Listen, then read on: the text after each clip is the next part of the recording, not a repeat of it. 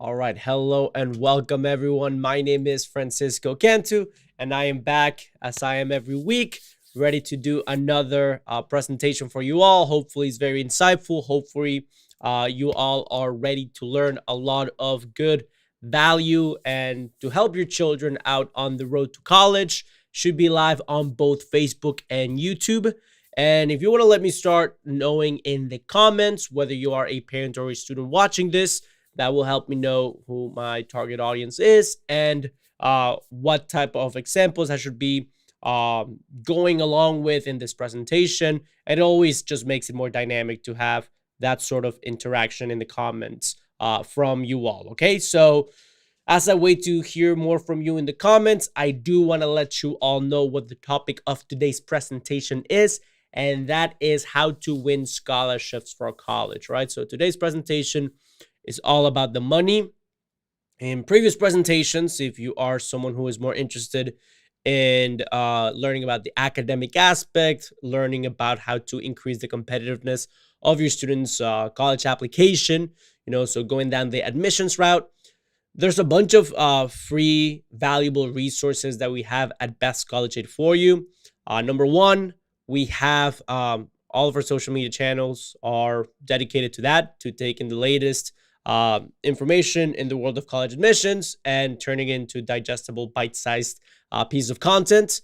But on top of that, if you are interested in learning a more top-level view of what the process looks like, on top of this presentation, what we also have that I can share with you all very briefly is, before we get started with the presentation, we also have a free training. Okay, so if you go to the YouTube video and you go to the video's description, on the video's description, you should be able to see a link for a free training.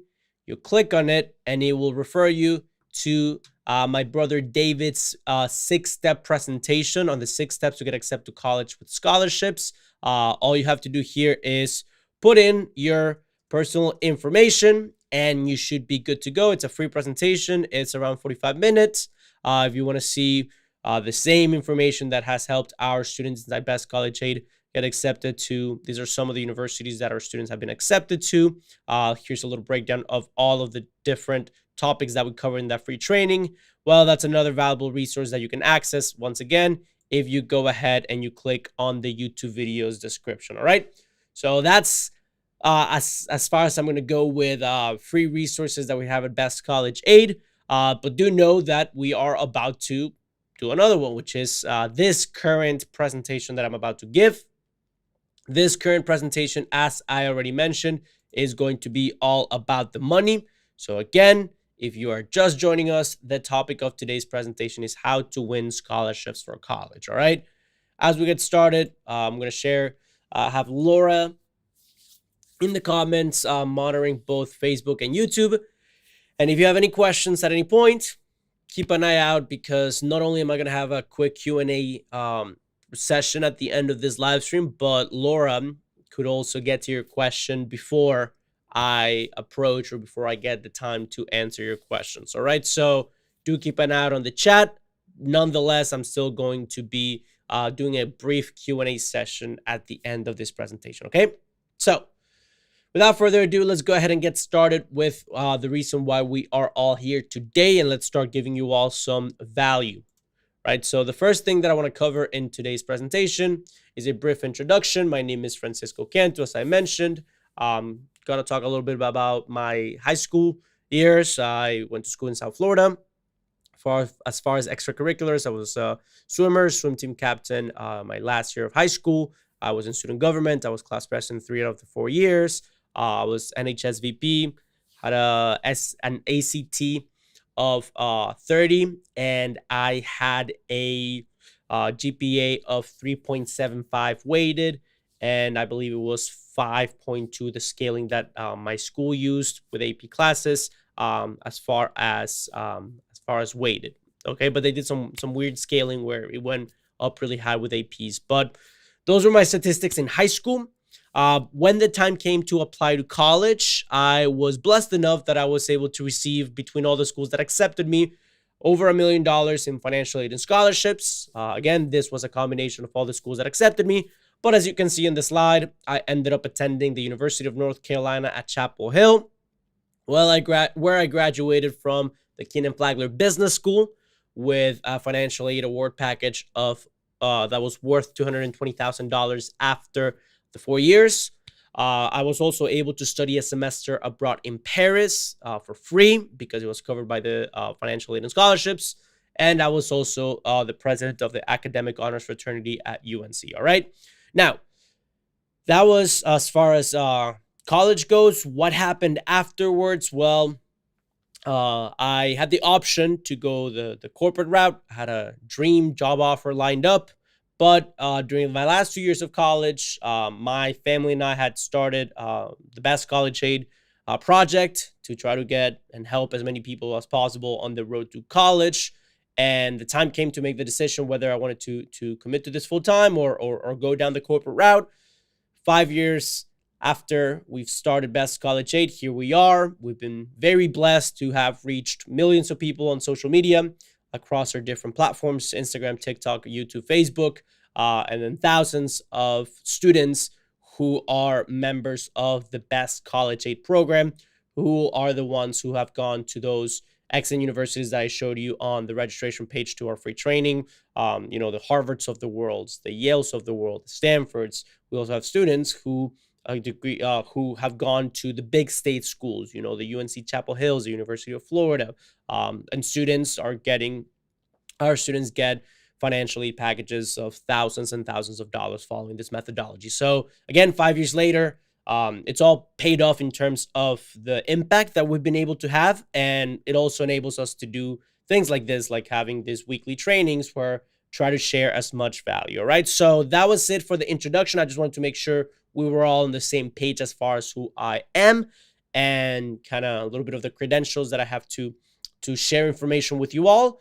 With that being said, let's go ahead and get started. Okay, so first thing I want to cover, just so that we're all on the same page as far as context, is the cost of college. The cost of college over the last 30 years has been skyrocketing. When I was preparing for this presentation, I was looking at some statistics. This particular statistic is provided by the College Board. And what it shows basically is 3 different types of institutions. There's private colleges, there are public colleges, and there are 2-year and 4-year institutions. So out of private, non-for-profit 4-year institutions, back in 1992, the cost of it was $21,000. But now, previous year, the average cost was $39,000. If we go to public schools, the cost went from $4,000 to $10,000. And then public 2-year schools went from $2,300 to $3,000. So clearly, it's been becoming more expensive to go to college. If you calculate for inflation, because obviously inflation makes things more expensive or seem more expensive as far as dollar amounts, the trend very much holds. The rise in costs of a public 4-year institution is 2.25 times higher than it was 30 years ago. If we go to private institutions, 4-year institutions is 1.8 times higher. And then those 2-year public institutions is 1.65 times higher than it was in 1992, right? So that's no secret. It was pretty obvious. And what I want to cover next is also a very sound or logical result of this phenomenon, and that is the student debt crisis that we're going through right now. As of last time I checked last week, the total student loan debt in this country is $1.7 trillion. The average amount of money that a student owes if they are graduating from college and take out loans is $37,000. Parents who are in a position to take out Parent Plus loans owe an average $29,000. And then the average time to pay off their student debt is around 20 years. So think about it. You get a loan when you are 20 years old and you don't finish paying it until you are in your 40s with your kids well into their high school career. So that is a very long time that obviously comes along with implications as far as things that are delayed. People, young adults are delaying buying a house. People are retiring later. They're delaying starting a family. And a big root cause of this is the student loan debt crisis that we currently have, and that is the whole point of sharing this type of information and content is to enable people to not be in this situation. So, how do you avoid taking out these loans, or how do you avoid falling into these statistics? Well, the answer is going to be pretty obvious, but I'm going to elaborate more on it. So basically, what you want to do is put yourself in a situation in which you don't require or don't have to take out these loans in order to finance your education. So, as part of the research, I was looking at the statistics or the breakdown of funding that students got for college in the last 22 years. And as you can see here, there are four types or sources of financial aid and scholarships. This is something that we go very much in depth inside Best College Aid, but basically the four main sources of college money come in the shape of federal aid from the United States government, state aid from wherever state you're going to college if you went to high school there and you meet some of their stipulations as far as how long you live there or basic requirements. Then you have institutional aid, which is money that comes directly from the universities that the student will be attending. And then finally, you have private aid and scholarships, which comes from private entities, charities, private organizations that have dedicated funds towards helping out the community and giving students money for college, whether it's through need or through merit. Okay, so those are the four types of financial aid and scholarships. Now, if we go back to the table, what we're going to see if we focus on the latest completed student admission cycle, we'll look at the breakdown of where financial aid came from or where scholarships came from for all students who got scholarships and grants. We'll see that only 9% of it came from states, 12% came from private entities. You know, these private scholarships, which are your typical organizations that you think of whenever you think of a scholarship. If we go to the federal government, 26% of aid came from the United States government. However, by an overwhelming margin, the grand majority of money that students received for college came from institutional grants. So from money specifically and directly from the universities that the students will be attending. Over half of all grants and scholarships received for someone who went to college in the 2021-2022 school year cycle came from the university. Okay, so what can we deduct here? Well, number one, that it is in your best interest as far as bang for buck, just looking at the national average statistics, you are most likely to get the biggest chunk of money from the universities over other entities. Now, something that is very important when grasping this topic is the fact that not all universities are equally as generous. Different schools have different criterias, have different degrees of generosity and different policies or different histories in terms of what percentage of demonstrated financial need they satisfy. All right. And why is that? Or what is the root cause, or why is a school more generous than others or satisfies more financial need than another institution? Well, there is something called an endowment. An endowment money or endowment funds are money, or is money that universities have at their disposal to pay professors.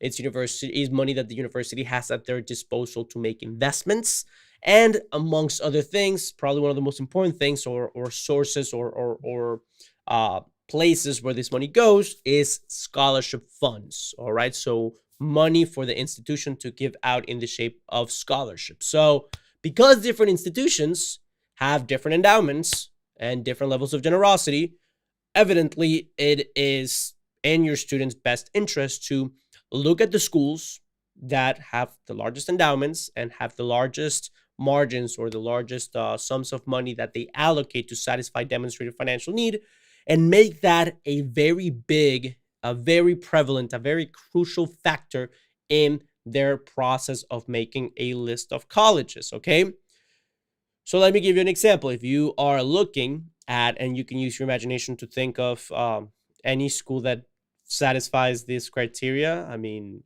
it's not hard to imagine. I'm not going to name drop anything, but it's a pretty sound exercise. Let's say there's this very high achieving competitive school. You know, it's considered a very elite program with large endowments, and basically what they have the ability to do because of this is take a student of whatever socioeconomic background and basically make money not be a factor because of their large endowment. They have the ability to offer them institutional aid and scholarships. So what's going to happen? Well, this student with high academic potential and who's a very good performer who is going to go on to succeed in college, well, this student is going to be able to attend this university, receive the necessary scholarships at the institutional level, and graduate. And more likely or more often than not, they're going to get a high paying job that eventually is going to lead to a lot of disposable income. What's going to happen with this disposable income? Well, students who had a big socioeconomic climb from pre-college to after college based on, being the first one that went to college or whatever the case might be, they're more likely than not to be donators to a university that was generous to them in the first place and who gave them those opportunities. So what's this going to happen in return? Well, most of the or a lot of the sums of money that students or the universities get for their endowment comes in the form of alumni donations. So if you have a lot of students who are grateful to the university because it provided them a lot of academic opportunities in the form of scholarships, well, those students are going to donate to those funds, and then is going to perpetuate a cycle in which that endowment money grows even more, which gives them more chance to provide more scholarships. More students are going to climb the socioeconomic ladder, get jobs that are high paying, that give them disposable income. And then the cycle is just going to keep on perpetuating and going on and on and on and on and on. And that is why usually you will see that the high achieving schools are the ones that have the highest levels of generosity or some of the largest endowments, right? So basically, to summarize all of this and going back to the table that I was sharing earlier, it is in your students' best interest to first prioritize how generous a university is, because more likely than not, that university is going to give them the great majority or the biggest chunk of their financial aid award package. And again, the financial aid award package is a combination of your federal, state, institutional, and private aid. In the case of me and my siblings and I, we were blessed enough that not only did our parents put a lot of effort into helping us out and we tried hard at school, but also we had the support of a private college counselor that my parents paid around $10,000 for me and my siblings to get access to. And for all these steps, and we made sure that we applied to institutionally generous schools. And what this resulted in was not 53% of our financial aid packages came from institutional aid, which is the national average last year, but around 80% of all of the money that my siblings and I received, which between the four of us, we received over $600,000 in financial aid and scholarships, while over 80% of it came from institutional aid because we strategically applied to universities that were generous. Okay, so if we go and now take that same analysis with our best college aid students today, well, we have students who are currently getting over $80,000 a year in scholarships, and the great chunk of that, well above the 53% average, comes from institutional aid. All right, so if you take anything away from this presentation in terms of money or in terms of what your priority should be, certainly making a list in which the endowment and the percentage of demonstrated financial need that is met by the university being one of the top criteria, that is certainly a great takeaway that you can have from this presentation. All right, cool. So what I want to do now is I want to share the second part of this presentation, or other types of scholarships or tips that will help you pay less for college.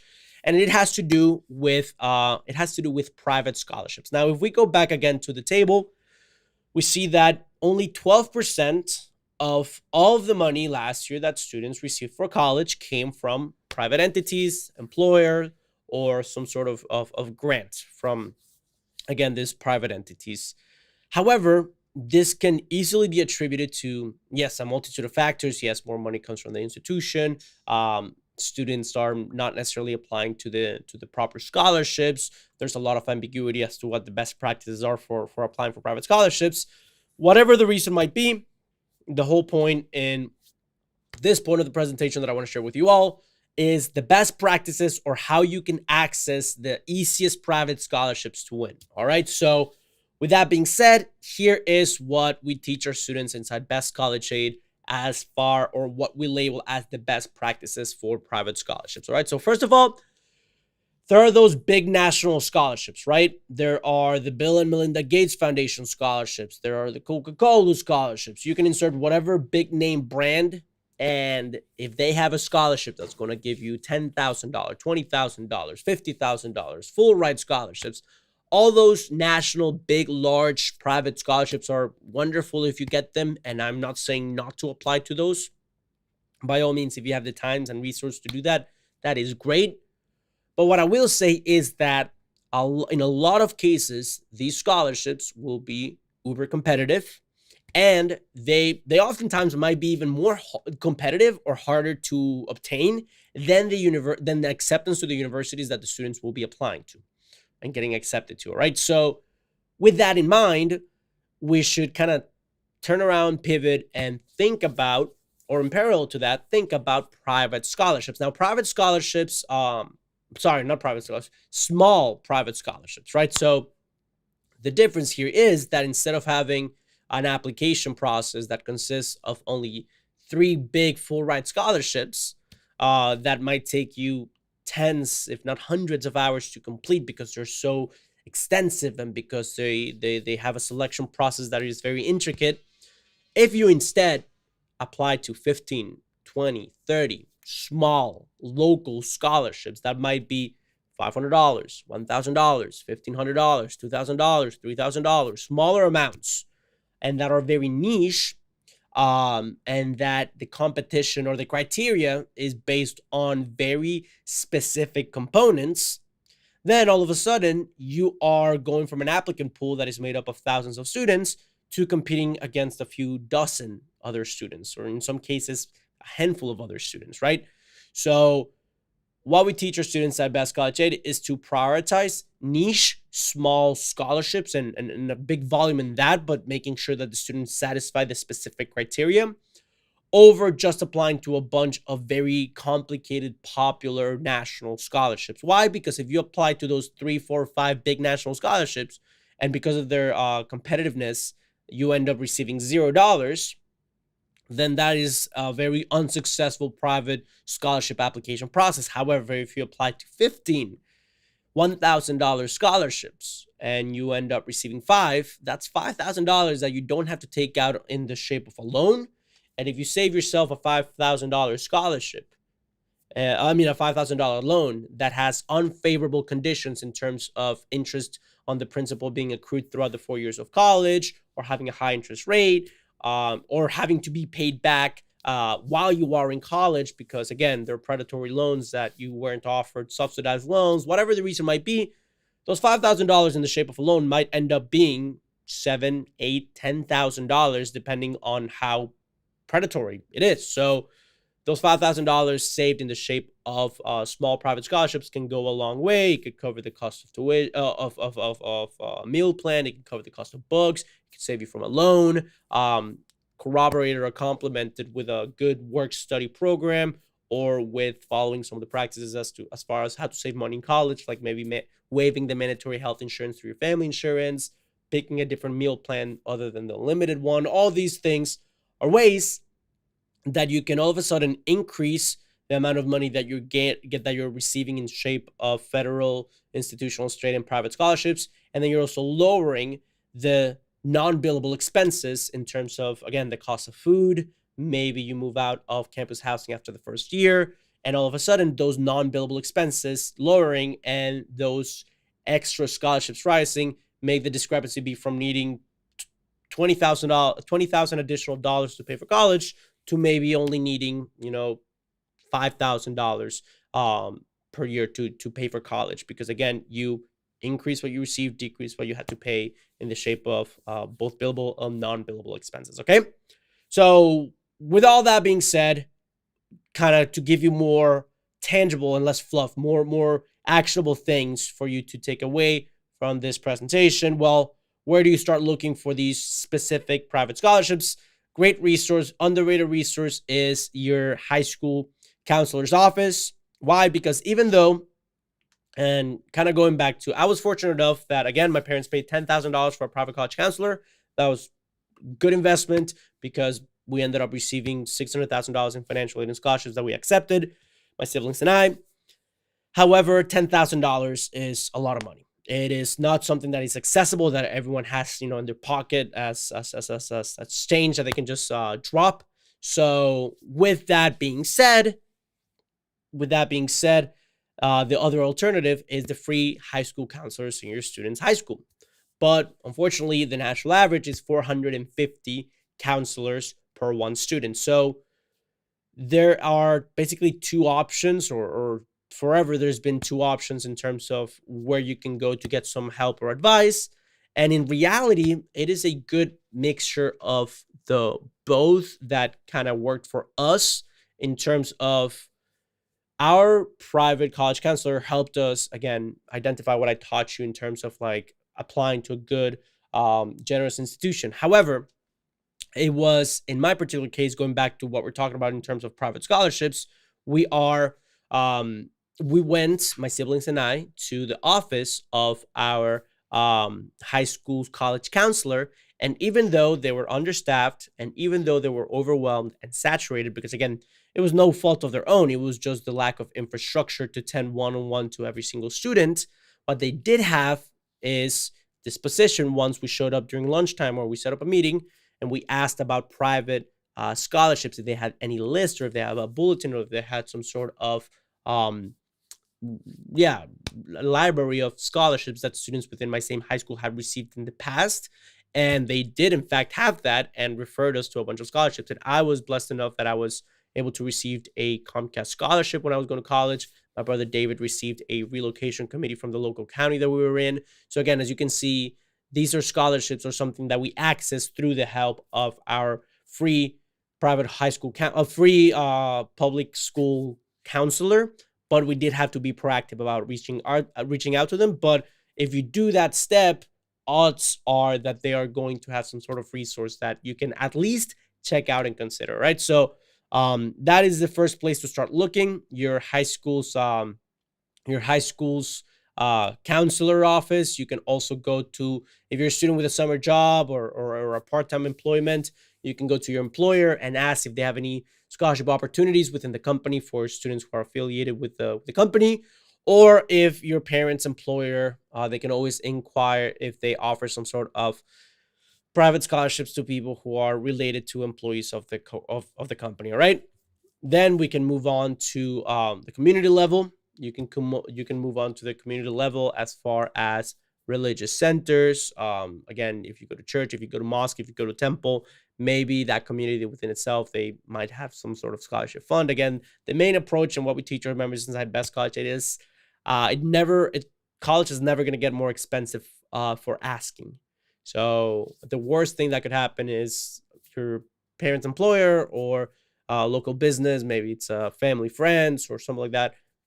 It's not like they're going to charge you money for asking if they have any scholarships set in place. And again, the whole point of this is getting very niche, very specific, because let's say your parents' employer does have a scholarship that is set up for students, or let's say your high school counselor does have a scholarship that a student from a previous class received. Well, all of these things are scholarships that have less competition, because they would have to go through the hurdles that you did, which is going directly to the source to even find out about them. And then the competitiveness might not be nearly as high as something that is known for being, again, the standard as far as private scholarships, as is Bill and Melinda Gates Foundation Scholarship, for example, to say any.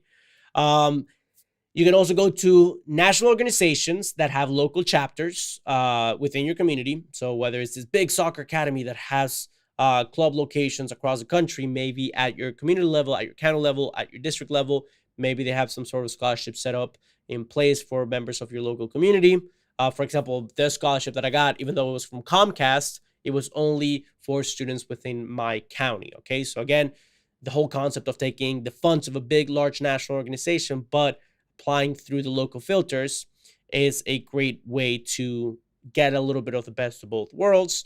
And finally, state and local governments might have, again, like David got, relocation committees or some sort of local district government level type of scholarships that they have set up at those, again, bureaucratic surface district geographic levels that you can just go to your county clerk's office and ask if they have anything set up for the people within your county. All right, great. The whole point here, again, you kind of get the picture of the more specific, the better. If you want to take a screenshot of that list, that is a great place to start. And the reason these are not the only places to look for private scholarships, but certainly after 5 years of doing this, after thousands of students getting full rides and or getting a mixture of federal, institutional, state, and private scholarships, these are kind of the patterns of the most worthwhile places to look for scholarships.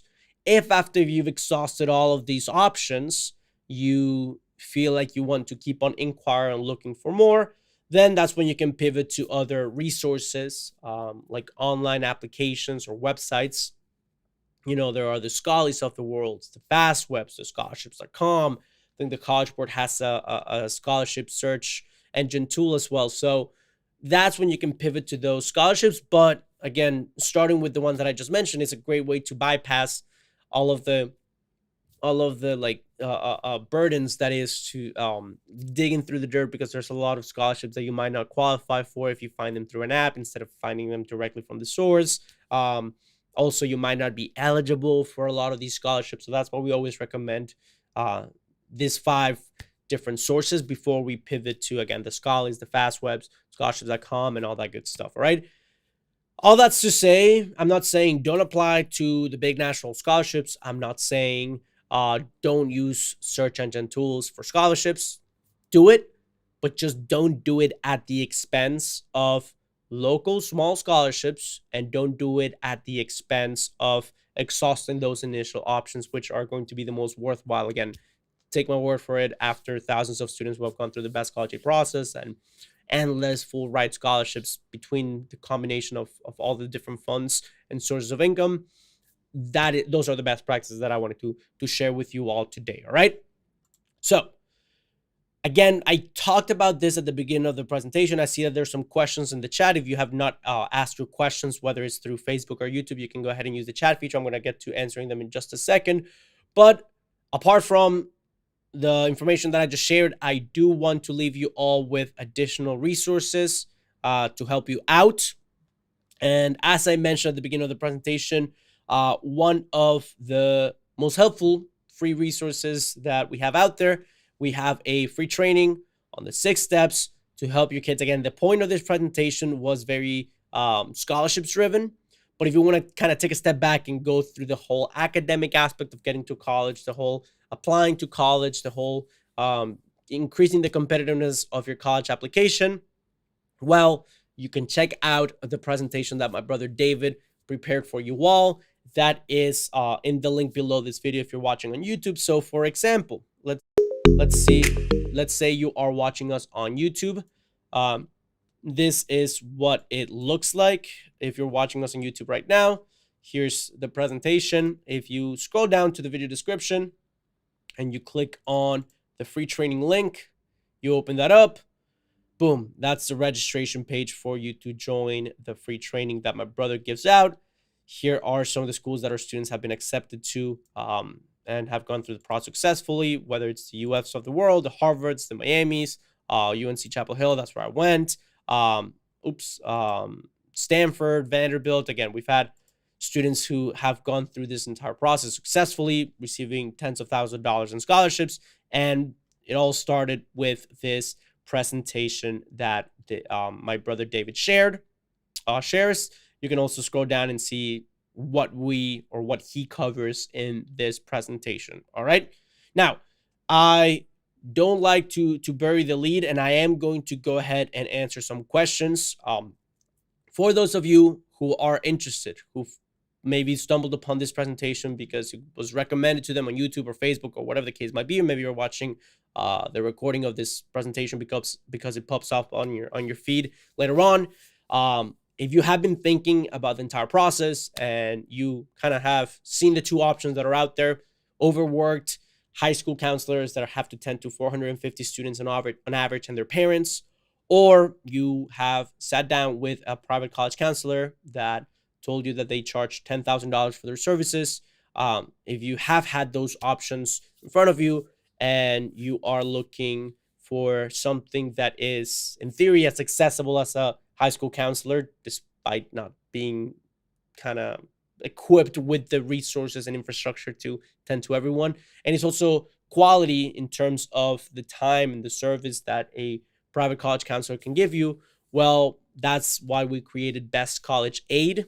And that is an additional, it is a paid product. It is a membership that we give out to, or that we sell to families who are looking to get the best of both worlds. It's nowhere near the $10,000 that private college counselors charge. Especially right now, we're having a back to school sale that ends this weekend. So if you register for the free training, it is a 45-minute training, of which the first 35 minutes is all the information. It's kind of like this live stream where most of it is just information. And then in the last 10 minutes, David talks about the full paid program, and he extends an offer of 60% off our entire membership. And that is something that you will see if you register for this presentation. Even if you're not interested, it is a free training, and there's a lot of helpful piece of information that David will be teaching. Again, if I show you the 6 things that he teaches in the presentation, breaks down the task of a parent versus student, more in depth, step by step on how to win scholarships, selecting the right classes, the strategy for what I mentioned as far as institutional aid. Well, he teaches how to calculate something called estimated family contribution number, how to find the best schools, and all that good stuff. So again, that's a free resource that you will have at your disposal. At the end of the presentation, we do share the 60% off that we're having because of the back to school sale. If you are interested, after hearing that 10-minute pitch at the end of that presentation. All right, cool. So that is all that I had prepared. I'm going to go ahead and answer some questions now, and hopefully send you all on your way with way more value. Okay, so Maricel Vega said or sent us I don't know if that's a hello emoji or a hands up emoji or a high five emoji, but whatever you meant it, high five. If you have a question, let me know in the chat below. If it was a hello, well, hello to you too. Eugene sent me a message saying, I'm an international student. Any scholarships tips for us? Well, a lot of the practices that I taught on the places to look for scholarship slide will be applicable to you. Maybe not necessarily the ones for going to your high school. I don't know where you are located, but if we go back to the slide, you'll see maybe you can ask your high school in whatever country you're in if they have some sort of scholarship program for students who want to study abroad. Parents and students' employers should be the same process to see if they have any sort of scholarships in place. Religious centers, local businesses, again, that should stay the same. What I would recommend is maybe you could, in your particular situation, rely a little bit more on these online search engine tools, the Schollies, the FastWebs, the scholarships.com, and then under the search or the profile making parameters, do mention or highlight that you are an international student looking to come to the US. All right. So hopefully that helped. Hopefully you got value out of the last 45 minutes that I've been doing this presentation for. If you want, again, more free resources, check out the free presentation that is in the link below this video. And you can also just check us out on social media at Best College Aid USA. Again, that's what we do with our living. We dedicated to taking information on the cost of college and how to lower it and how to increase the competitiveness of your college application. So if you're interested in learning anything regarding to that and helping your child get to college, do not hesitate to check out the free presentation and follow us on social media. My name is Francisco Cantu, and thank you so much for being attentive and spending this time with me. All right, I will be back tomorrow on Instagram and TikTok, and then next week again. But hopefully I see you inside the free training. All right, so take care and have a wonderful rest of your night, y'all. Bye-bye.